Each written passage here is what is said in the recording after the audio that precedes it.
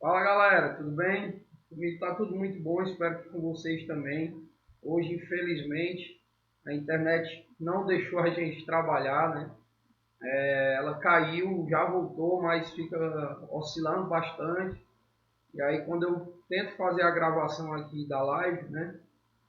O programa que eu utilizo, ele avisa que não tem a quantidade suficiente para poder fazer a live, né? Para poder transmitir. E aí foi exatamente por isso que a gente vai ter que fazer essa aula de hoje de correção de questões gravada, tá? Mas desde já, galera, é muito importante aqui destacar que vocês deixem aí nos comentários a participação de vocês, então entrem aí no vídeo, no link, deixa lá o teu ok nos comentários, tá bom? Assiste o vídeo porque nós vamos utilizar para direcionar para vocês onde estão as páginas da resolução das questões que eu pedi, tá? Para que vocês não venham, porventura, estar postando questões onde a resposta estaria incorreta ou incompleta, tá bom? Quando eu voltar ao final da correção, eu volto aqui para dar as instruções de como que vocês irão fazer a postagem dessas questões lá no aplicativo do Google Classroom, tá bom? Beleza? Então não sai daí, não esquece de deixar a tua frequência. Esse nosso QR Code que está aí do lado, ele é o mesmo que a gente utilizou na semana passada do resumo, então quem não pegou a oportunidade de pegar agora, tá? Então não esquece de deixar aí no chat do YouTube a tua frequência, tá bom? Coloca lá o teu número para eu saber que você assistiu, tá? E fica até o final para você pegar aí qual seria a ideia da resolução das questões que você deveriam trabalhar, beleza? Então fica aí, aguarda só 4 segundos que eu estou de volta já já.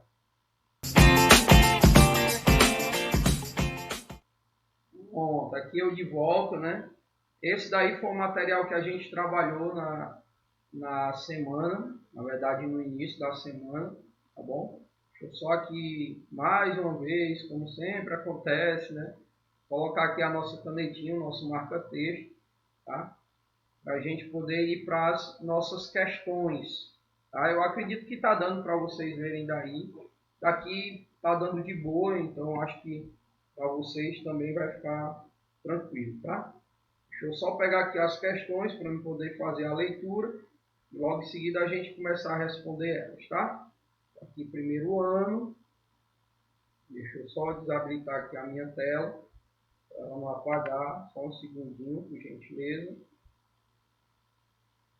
E pronto, lá vamos nós, tá? Então assim, galera, ó, a nossa primeira questão, ela pede, né, que a gente faça, na verdade ela pede que a gente, tipo, explique por que é correto afirmar que o tempo de sua história, no caso a nossa história, é insignificante em comparação ao tempo da história do planeta.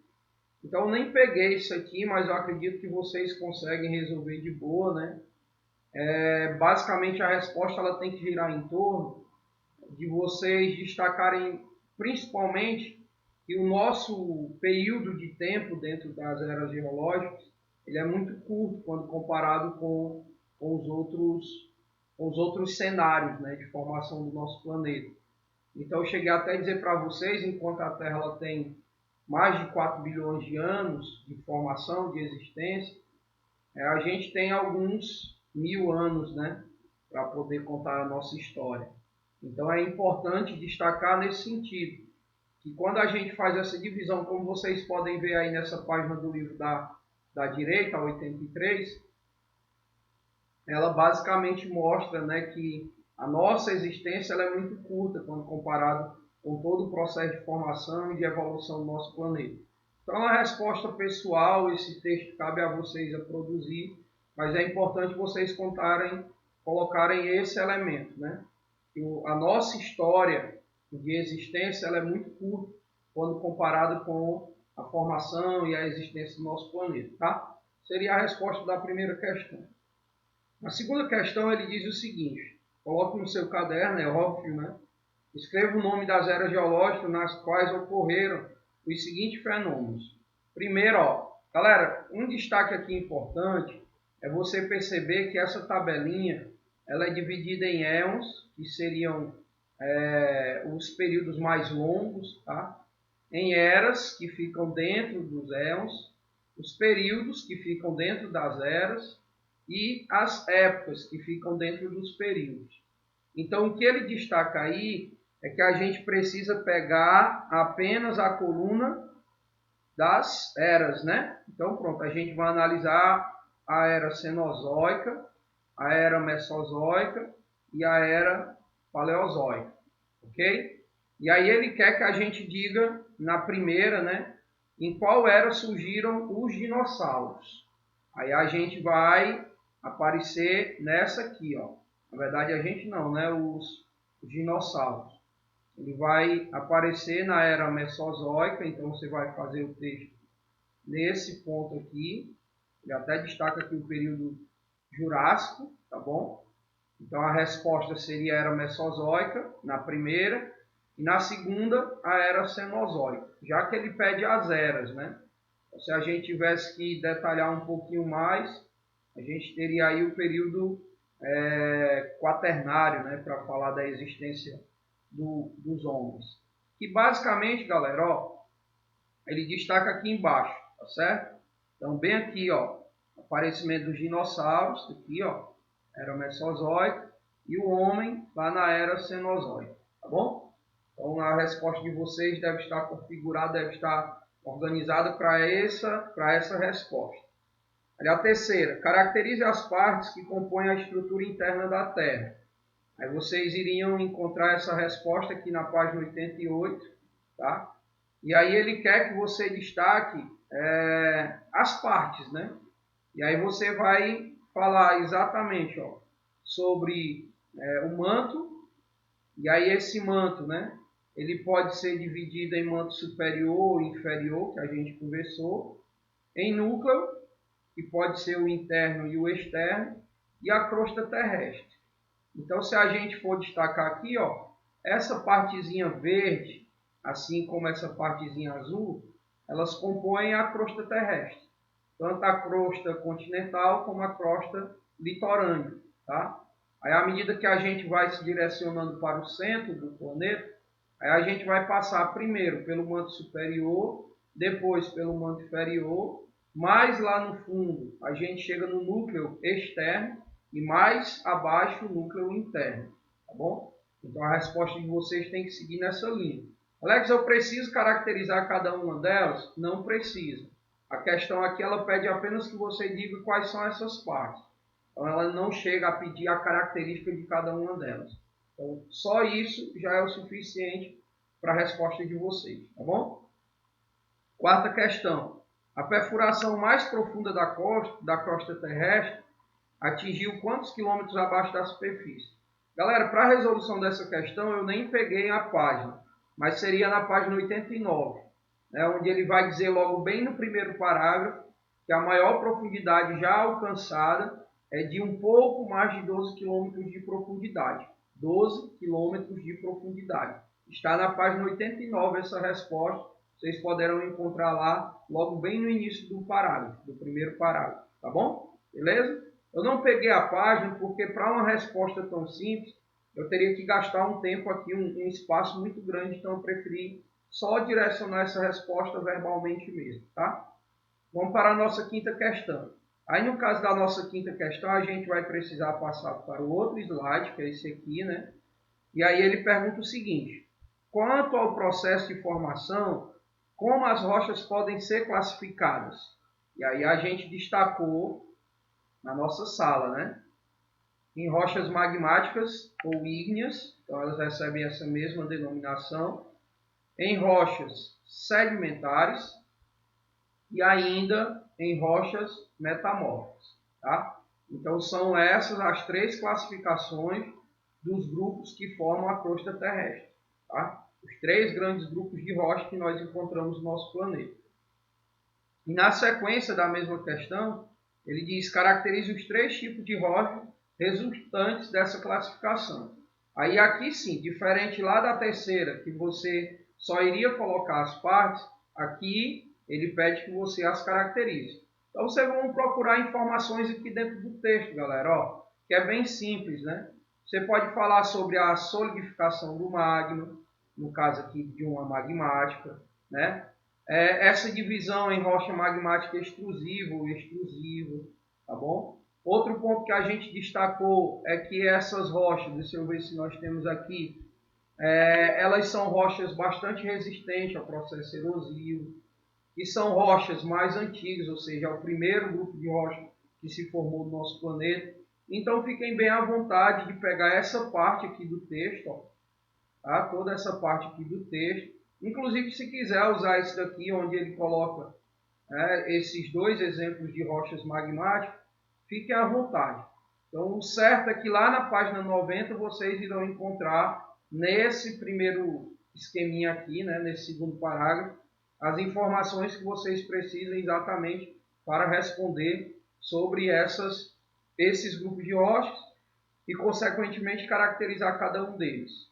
Nas rochas sedimentares, vocês irão falar que elas são formadas por sedimentos e por detritos de diferentes tipos de rocha. Vocês vão falar que elas são mais vulneráveis ao processo de erosão. Vocês vão falar algumas etapas, né, de que isso ocorre para a formação delas, a ação da erosão, o desgaste da rocha, o acúmulo desse material retirado da superfície, ele vai condensar, e à medida que ele condensa, ele vai também litificar, que é ficar sólido.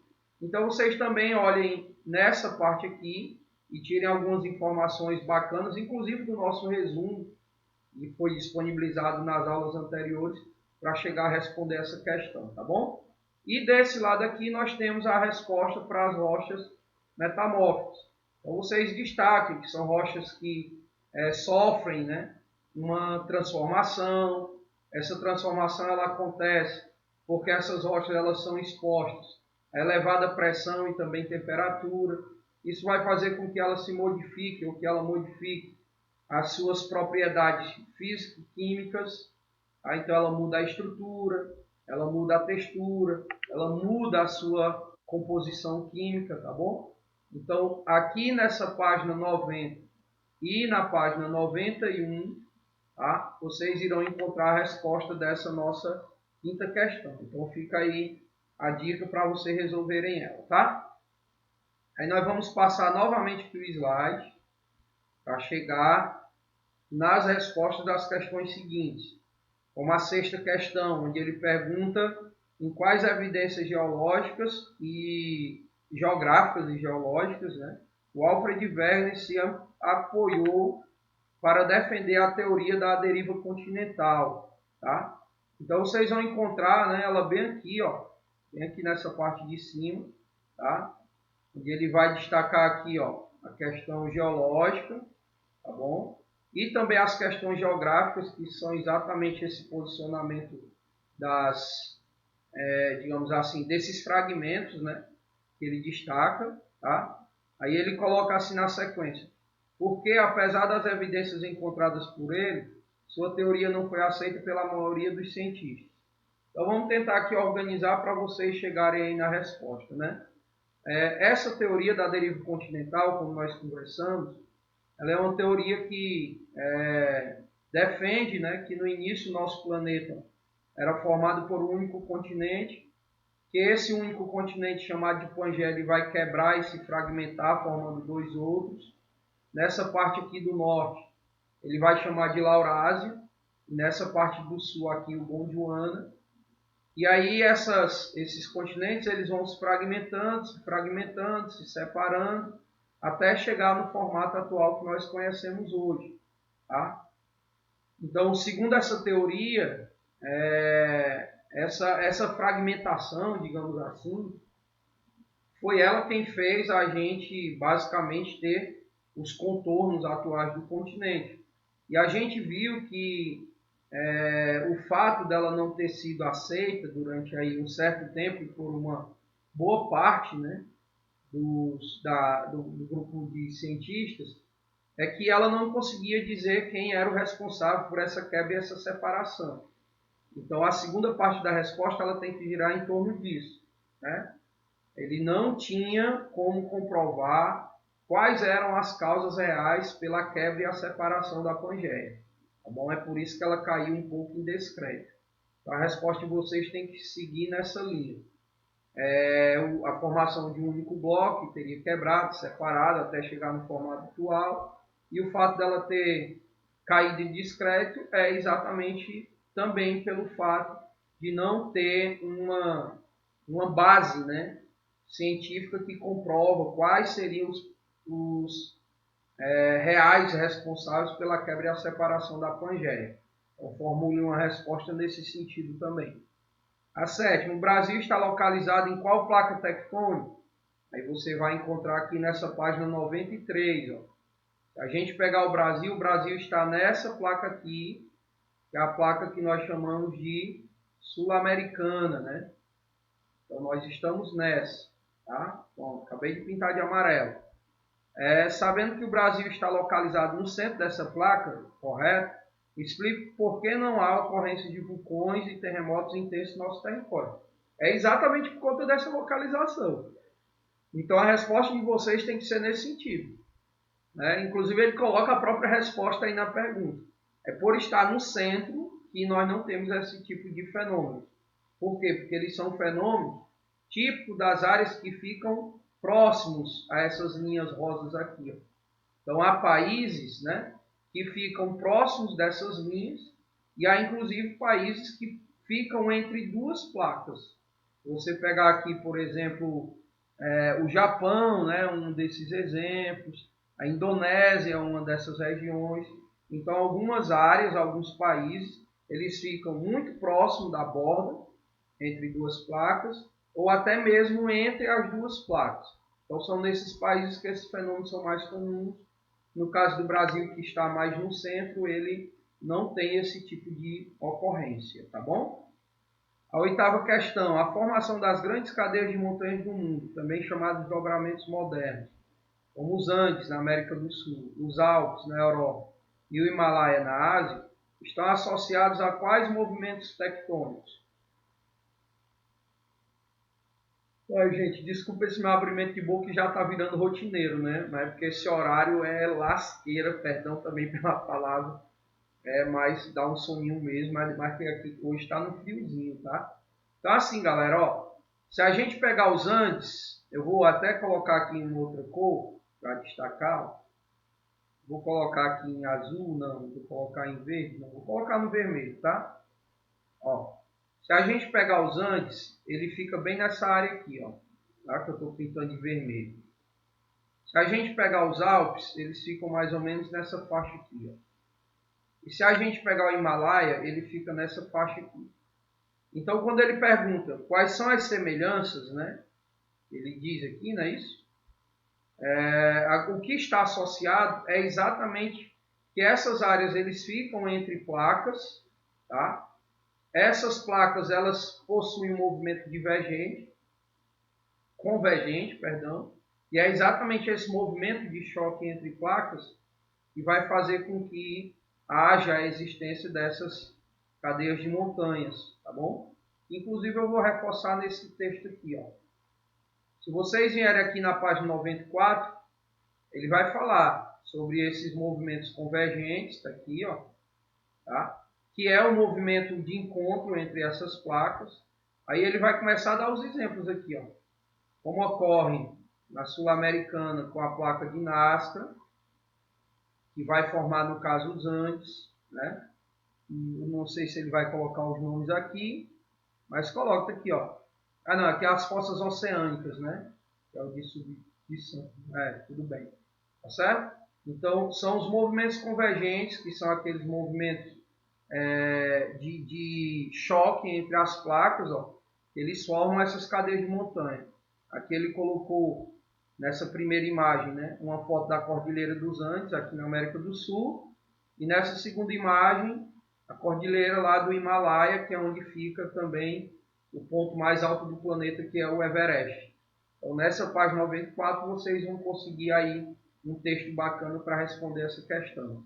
E para finalizar, ele pede para que a gente caracterize o que é intemperismo, tá? E o que é a erosão. Não sei se aqui nessa página eu deixei a erosão, mas pelo jeito não, né? Estou aproximando um pouco o rosto, galera, porque eu consigo ver quase nada aqui. Mas vocês vão encontrar aqui também algum local aqui da página 96, intemperismo e erosão, né? Mas o que seria, né? A gente já até conversou. O intemperismo, galera, ele ocorre quando a rocha, né, ela vai sofrer uma alteração. E aí essa alteração, como a gente conversou, ela pode ser física, ela pode ser biológica e ela pode ser química, inclusive eu expliquei para vocês, né? O intemperismo ele é causado pela variação térmica de temperatura. O biológico é causado pelo crescimento e a ação dos seres vivos. E o químico é quando ocorre uma reação química, digamos assim, né? Entre os elementos químicos em contato com a água, tá bom? Ele coloca até bem aqui, ó, provocando uma decomposição química dos elementos. Essa primeira imagem aqui, ó, nós teríamos o intemperismo biológico, mesmo ele colocando aqui físico, tá, galera? Mas ele não é físico, ele é biológico por conta do crescimento dessa planta. Pode até haver também aqui, dependendo do cenário, um intemperismo físico, mas ele é mais caracterizado como biológico. E aqui nós temos um químico, tá? Onde essa rocha ela sofreu uma reação química e ela dá essa aparência aqui como se ela estivesse derretendo, tá? E no caso da erosão, que não ficou nessa página, eu confesso que eu não peguei a outra página, acabei pensando que ela estava aqui, ela é a ação das intempéries, né? Então, eu disse para vocês que a erosão ela ocorre quando a intempérie, tipo o vento, ele causa um desgaste e, consequentemente, a quebra da rocha. Então, a intempérie é o vento, a erosão é a ação do vento para o desgaste dessa rocha, que seria a erosão eólica, tá bom? Então, isso é erosão. A erosão é a ação das intempéries na modificação das rochas. E só para lembrá-los, né, como a gente conversou, eles são agentes exógenos. Aqui, ó, o vulcanismo, assim também como o tectonismo, são agentes endógenos.